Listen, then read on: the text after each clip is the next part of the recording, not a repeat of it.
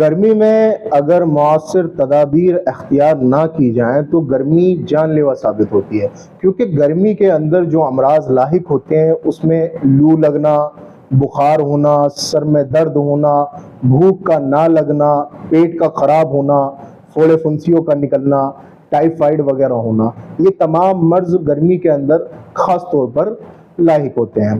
اب گرمی کے اندر اگر ہم احتیاطی تدابیر کو اختیار نہ کریں تو گرمی ہمارے لیے بہت ساری پریشانیوں کا سبب بن سکتی ہے، جیسا کہ میں نے کہا کہ جان لیوا ثابت ہو سکتی ہے۔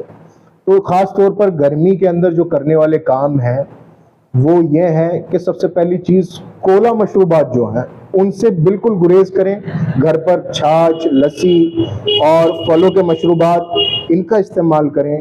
مزید زیادہ ٹائٹ کپڑے، بدن سے لگے ہوئے کپڑے، جو بالکل جن کپڑوں کے اندر بدن چپک جائے، ایسے کپڑے بالکل نہ پہنیں۔ ایسے کپڑوں کا استعمال کریں جو آپ کے بدن پر نہ چپکیں، بلکہ جس کے اندر آپ جو ہے بالکل ایزی فیل کریں، ایسے کپڑے آپ استعمال کریں۔ اور خاص طور پر سوتی کپڑوں کو آپ جو ہے ترجیح دیں۔ جب بھی گھر سے باہر نکلیں پانی پی کر نکلیں، سر کو ڈھک کر نکلیں یا ساتھ میں ایک چھاتا لیں۔ مزید زیادہ سے زیادہ پانی آپ جو ہے وہ کنزیوم کریں، اس کو پئیں، تو انشاءاللہ الرحمن ان چیزوں کو اگر آپ اختیار کرتے ہیں تو آپ گرمی سے محفوظ رہیں گے، اور وہ امراض جو ذکر کیے گئے ہیں ان سے بھی آپ محفوظ رہیں گے۔